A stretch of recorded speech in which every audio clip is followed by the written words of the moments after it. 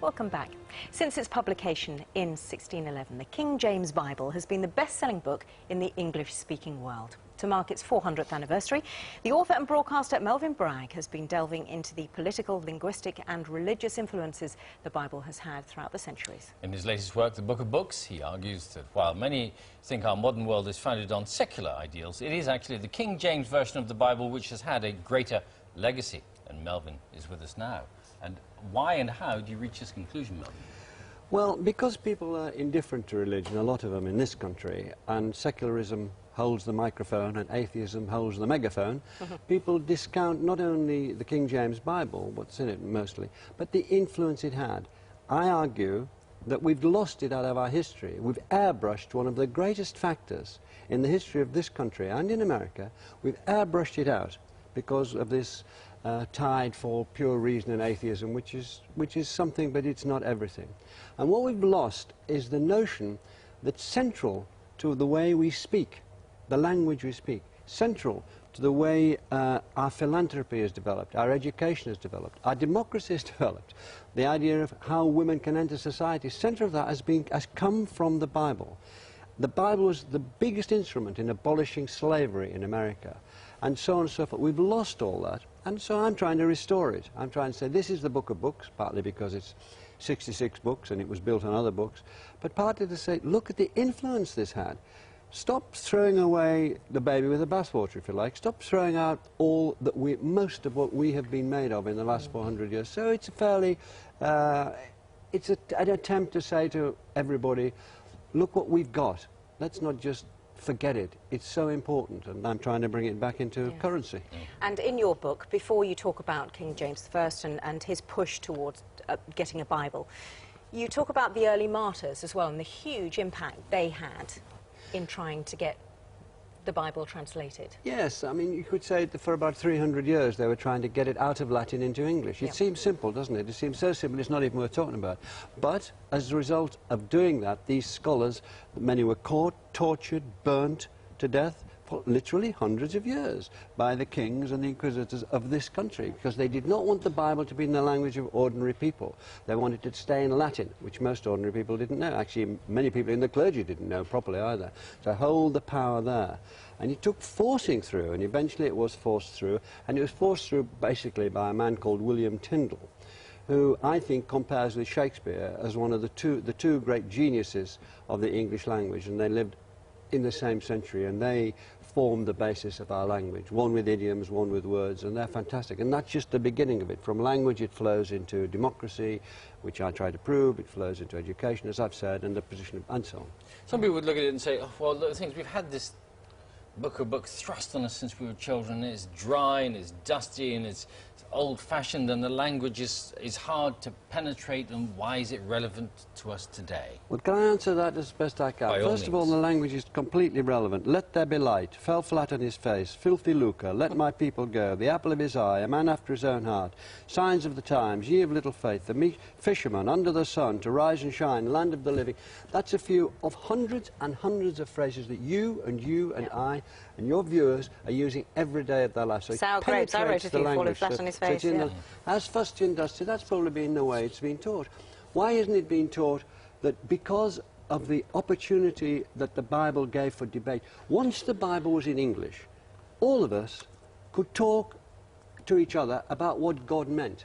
This was an enormous revolution in thought. Once you could say, oh no, God meant that, God meant... This is an amazing thing for ordinary people to say. And so they could say, well, I think this about Parliament. I can challenge God, I can challenge Parliament. And they began, out of that grew the Putney debates in the British Civil Wars and the growth of democracy.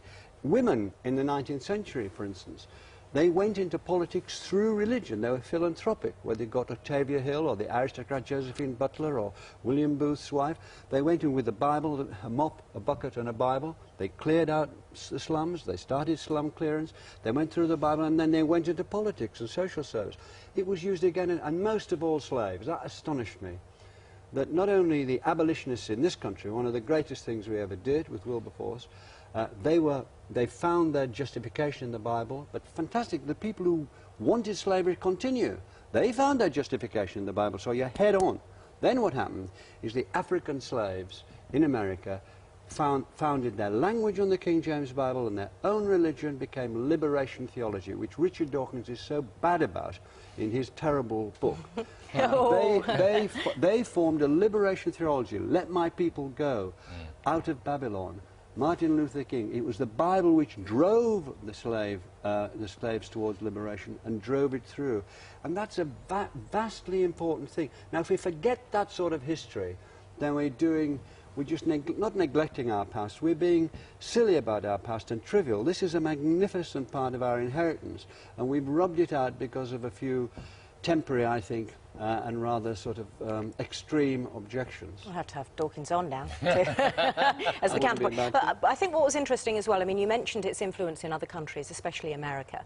And there's a bit in your book which says US soldiers staring down the sights in Iraq and Afghanistan have inscribed on the sights what? Well, the Bible has been used for war, as we all know. It's been for war and against war. That's a great thing.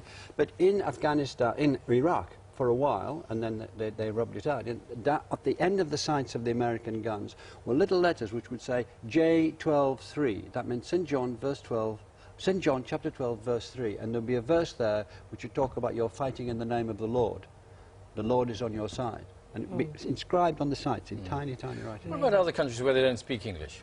What have they been reading what Bible have they been reading all these years? And how is it that they've not been influenced? I mean, they've had the influence of democracy and all that sort of thing as well, haven't they? Well, but democracy, we've a fair claim for democracy starting. We're all very timid about where our the Greeks. Democracy started here, in Parliament there. Modern democracy. The modern democracy, absolutely. After Athens there's a big gap, but with the law, the legal, extraordinary first thing happening, the legal execution of a king who believed he had divine right, done through law and through the Bible. The Bible was used the entire time to condemn the king. And then the Putney debates after that, just down the river, they were the formations of democracy taken to America, and it was developed and amplified there. So other countries have been doing their thing. I'm interested in the English-speaking world and the King James Bible.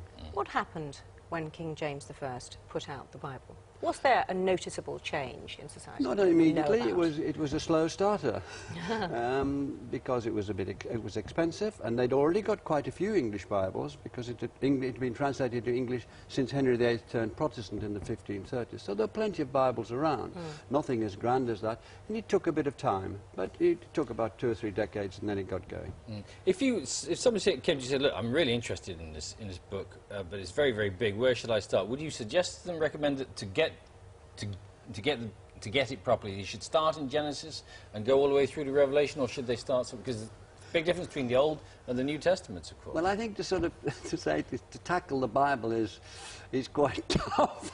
I think one of the books there are some good books about the Bible. I'm not. But if you want to read the Bible, and just to taste the prose, the New Testament, translated basically by Tyndale, and the Beatitudes, blessed are the meek, for they shall inherit the earth. Just reading in those are the rhythms of English prose and poetry, which have been there ever since. If you want, I read it in sips. Some of the battles are good. Read it in sips. Read it in sips is a very good idea. And read Tyndall's Start of Genesis, because it's absolutely beautiful. Thank you very much. And read Melvin's book. The Book of Books, The Radical Impact of the King James Bible, 1611 to 2011, is out now. It's very interesting. Yes, it is. That's it for us for this morning.